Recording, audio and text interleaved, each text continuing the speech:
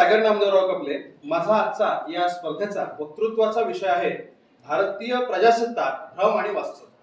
मित्रांनो, आपण पाहतो प्रजासत्ताक म्हणजे नेमकं काय? प्रजासत्ताक म्हणजे प्रजेची सत्ता. पण वास्तवात जर पाहिलं तर प्रजेची सत्ता खरंच आहे का हो? आपण खरी परिस्थिती म्हणजेच वास्तव याचा जर विचार केला तर भारतामध्ये प्रजेची सत्ता असताना किंवा प्रजासत्ताक असताना आपण याचा जर विचार केला तर थोडी तफावत दिसते. आपण 26 जानेवारी म्हणजेच प्रजासत्ताक दिनाचा सोहळा साजरा करतो. प्रजासत्ताक दिनाच्या दिवशी आपण मिरवणुका काढतो. आपण वारंवार सांगतो की आज आमचा प्रजासत्ताक आहे. आज आमचा प्रजासत्ताक जर आहे तर आज आमची खरंच प्रजेची सत्ता आहे का? आपण तिरंगा ध्वज हातामध्ये घेतो, तिरंगा ध्वजाला सलामी देतो आणि त्या तिरंगा ध्वजाचं 26 जानेवारी नंतर म्हणजे 27 जानेवारीला काय होतं याचा विचार आम्ही करतो का?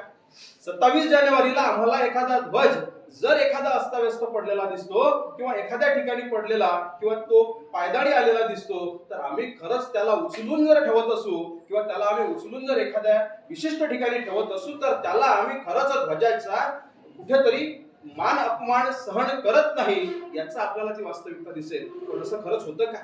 आपल्याला माहिती असेल किती साऱ्या सोसायटीज, किती साऱ्या संस्था आणि किती सारे वैयक्तिक व्यक्ती 26 जानेवारी 15 ऑगस्ट याच्या दुसऱ्या दिवशी हेच ध्वज, हेच आपले राष्ट्रीय प्रतीक गोळा करून ते वारंवार वेचून इतरत्र कुठेतरी त्याची व्यवस्था लावताना दिसतात. म्हणजेच आपण प्रजासत्ताक सोहळा साजरा करतो परंतु खरंच आपण राष्ट्रीय प्रतीकांना कुठेतरी वास्तवात त्याला मान देताना दिसत नाही. म्हणून या दोन गोष्टींमध्ये आपल्याला कुठेतरी तफावत आहे असं दिसतं.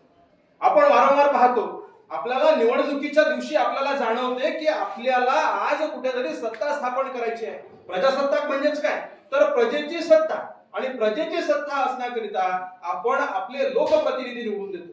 लोकप्रतिनिधी निवडून देताना आम्ही म्हणतो हा आमचा लोकप्रतिनिधी, तो आमचा लोकप्रतिनिधी, हा निवडून यावा आणि तो निवडून यावा.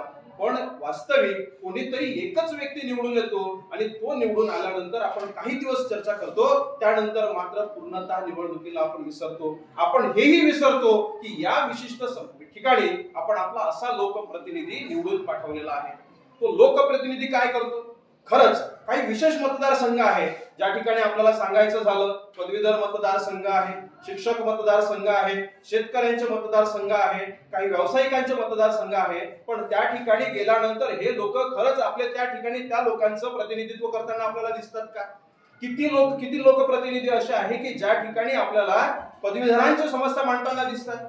किती ठिकाणी आपल्याला वारंवार पाहतोय आपण शेतकऱ्यांचे प्रश्न मांडताना दिसतात? किती ठिकाणी आपण पाहतो की शिक्षक लोकांचे प्रश्न मांडताना दिसतात? की किती ठिकाणी आपल्याला दिसतंय वास्तविकता व्यावसायिक लोकांचे प्रश्न मांडताना दिसतात?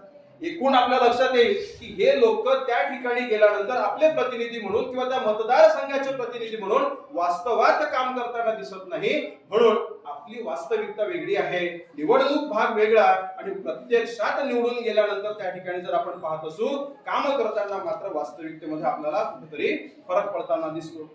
संविधान सगळ्यांसाठी सारखं आहे, कायदा सर्वांसाठी सारखा आहे, पण हाच कायदा वास्तविकतेत जेव्हा विचारात घेतो तेव्हा आपण पाहतो त्या ठिकाणी प्रत्येक ठिकाणी कायदा हा वेगवेगळा आहे. जात, पात, पंथ या प्रत्येक ठिकाणी भेदाभेद असलेले आपल्याला दिसतात.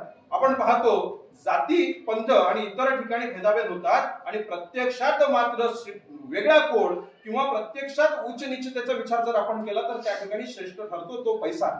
पैसा म्हणजे काय तर ज्याच्याकडे जास्त पैसा त्यालाच मान त्या ठिकाणी मिळतो. वेगवेगळे उदाहरण आपल्याला देता येईल की वेगवेगळ्या ठिकाणी हुंडाबळीच्या प्रकरणामध्ये मागेच अक्षरशः अगवणे कुटुंबाचं एक उदाहरण आपल्या समोर आहे की त्या कुटुंबाला वास्तविकतेत वेगळ्या पद्धतीने ट्रीट केला गेलेला आहे.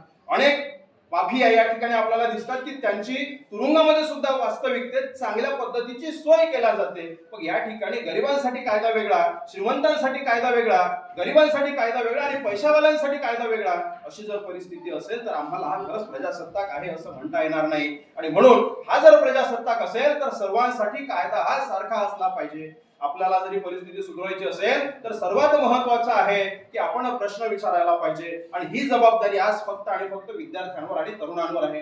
भारत हा आमचा तरुणांचा देश आहे आम्ही म्हणतो, पण खरंच भारत हा तरुणांचा देश आहे का? आणि जर तरुणांचा देश आहे तर आपला तरुण झोपलेला आहे की काय?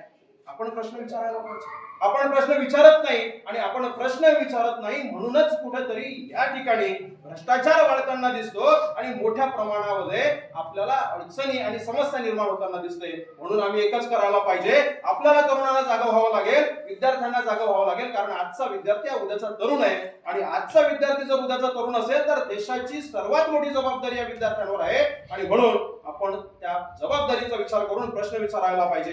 आपण शासकीय प्रशासनाला प्रश्न विचारायला पाहिजे, आपण लोकप्रतिनिधींना प्रश्न विचारायला पाहिजे आणि भारतामध्ये खरा प्रजासत्ताक कसा निर्माण होईल याचा विचार करायला पाहिजे. म्हणून आपल्याला खरा प्रजासत्ताक टिकवायचा असेल, खरी प्रजेची सत्ता निर्माण करायची असेल तर आपण सर्वांनी जागा व्हायला पाहिजे. शेवटी मी एवढंच सांगतो की तारीख साजरी करतो परंतु विचार झोपलेले आहेत.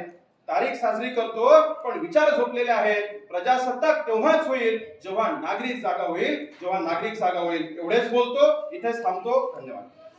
प्रेक्षक हो, तुम्हाला आमच्या स्पर्धकाचा व्हिडिओ नक्कीच आवडला असेल. आता या स्पर्धकाला जिंकवून देण्यासाठी तुम्ही सुद्धा मदत करू शकता. या स्पर्धकाचा व्हिडिओ लाईक करून, तसेच स्पर्धकाला प्रेरित करण्यासाठी त्या व्हिडिओवर कमेंट करून आणि हो, जास्तीत जास्त लोकांपर्यंत हा व्हिडिओ शेअर करून. प्रबोधन बहुउद्देशीय संस्था ही महाराष्ट्रातील कानाकोपऱ्यात विविध सामाजिक आणि शैक्षणिक उपक्रम घेत असते. ही स्पर्धा सुद्धा या उपक्रमाचा एक भाग आहे आणि हो, या परिवाराचा तुम्ही एक हिस्सा पण होऊ शकता. प्रबोधन मधील विविध उपक्रमांचे अपडेट मिळवण्यासाठी या चॅनलला नक्कीच सबस्क्राईब करा. आणि हो, हा व्हिडिओ शेवटपर्यंत पाहिल्याबद्दल आपल्या सर्वांचे मनपूर्वक आभार.